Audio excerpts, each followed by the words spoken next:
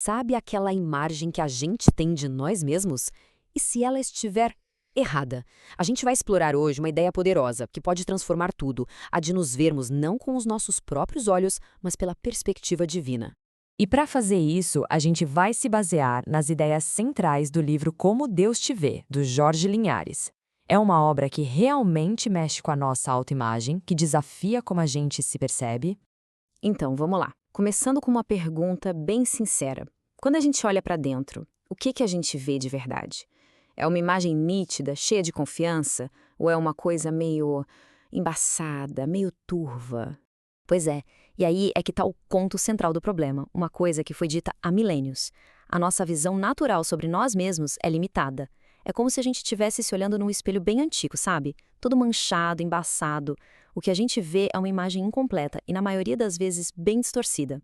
E isso nos leva direto para o nosso primeiro ponto. Quais são as consequências de viver com essa visão tão obscura de quem a gente é?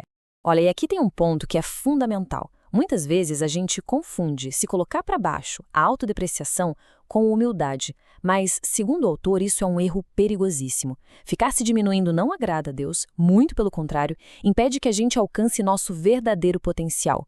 No fundo, é como se fosse um insulto à própria criação. Ok, então se a nossa própria avaliação é tão falha assim, onde é que a gente encontra o nosso verdadeiro valor?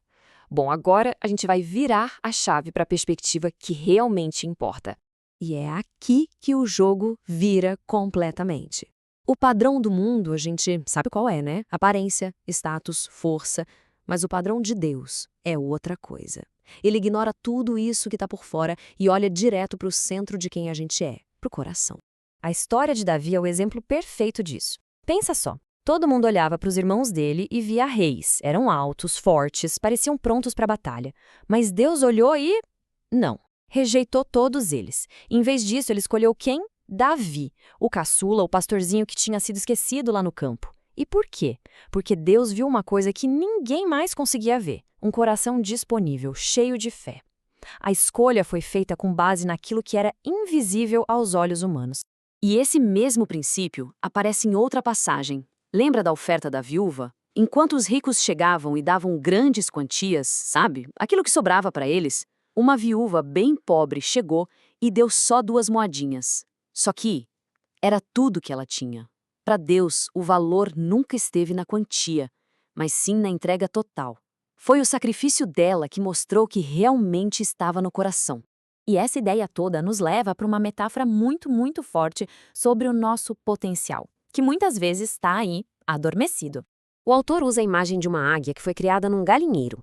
Imagina a cena. Por crescer ali no meio das galinhas, ela realmente acreditava que era uma galinha. Ela tinha asas enormes, poderosas, feitas para voar nos céus, mas passava os dias fazendo o quê? Ciscando no chão. Essa imagem é um retrato muito forte para muitos de nós. A gente nasce com um potencial gigante, mas acaba vivendo de forma limitada, sabe? Presos a uma identidade que, na verdade, não é a nossa. Pega o caso de Moisés, por exemplo. Quando Deus apareceu para ele, Moisés só conseguia enxergar os próprios defeitos. Ah, mas eu sou um fugitivo, eu tenho a língua pesada. Ele estava cheio de desculpas. Só que Deus não estava vendo nada disso. Onde Moisés via falhas, Deus via um libertador. Um líder. Um profeta. A grande virada na vida de Moisés aconteceu quando ele parou de olhar para si mesmo e começou a se enxergar como Deus o via. E a história de Gideão, então, nossa, ela ilustra essa mudança de um jeito incrível. Gideão se via como o menor da sua família, o mais fraco de todos. Ele estava literalmente escondido, morrendo de medo. E como é que Deus chega para ele? Chamando ele de homem valente. Quando Gideão finalmente comprou essa ideia, quando ele abraçou essa nova identidade, ele fez o impossível. Liderou só 300 homens contra um exército de 130 mil e venceu. Isso é o que acontece quando a visão de Deus sobre nós se torna nossa própria realidade.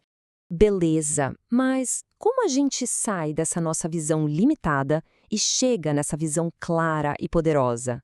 A resposta, gente, está na cura da nossa percepção. Tem aquela passagem da cura de um cego, né? Depois do primeiro toque de Jesus, perguntaram o que ele via, e ele respondeu: vejo os homens como se fossem árvores andando. A visão dele ainda estava parcial, distorcida. E isso é um reflexo perfeito de como muitas vezes a gente enxerga a si mesmo e aos outros, de um jeito incompleto, sem conseguir reconhecer o valor real que existe ali. Essa visão adulterada, ela simplesmente nos cega. Cega para a imagem de Deus que existe em cada pessoa. A gente acaba julgando pela aparência, pelos erros, pelas limitações. E com isso, a gente perde o mais importante, a essência, o tesouro que Deus colocou dentro de cada um. Mas o legal é que a história não para aí na visão distorcida. Depois de um segundo toque, aquele homem passou a ver tudo com clareza total. E é aí que mora a nossa esperança. A esperança de que, ao buscar a perspectiva de Deus, a nossa visão também possa ser corrigida, para a gente finalmente conseguir se ver e ver os outros como realmente são, tesouros de um valor que não dá nem para medir.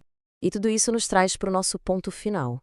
O grande desafio de sair do galinheiro e finalmente abraçar o nosso destino, que é voar bem alto. O autor resume tudo isso de um jeito bem prático, que ele chama de princípio do triângulo. Pensa que é a base para uma autoimagem saudável. O ponto de partida, a base de tudo, é amar a Deus acima de todas as coisas. A partir daí, a gente aprende o segundo passo, se amar como uma criação valiosa de Deus. E quando isso acontece, naturalmente, a gente é capaz de ir para o terceiro ponto, amar o próximo, porque a gente consegue enxergar o tesouro divino que também existe nele. Então, o resumo da ópera é o seguinte: o nosso senso de valor não pode, de jeito nenhum, ser refém do que os outros falam, dos nossos erros do passado ou das nossas inseguranças. Ele precisa estar ancorado, bem firme, naquilo que o nosso Criador diz que a gente é. E para a gente fechar, fica uma reflexão. Quantos talentos, quantas habilidades, quantos dons a gente deixou enterrados por aí, debaixo do medo e de uma imagem distorcida de nós mesmos? Fica a pergunta no ar. Será que não está na hora de parar de ciscar no chão e começar a olhar para o alto?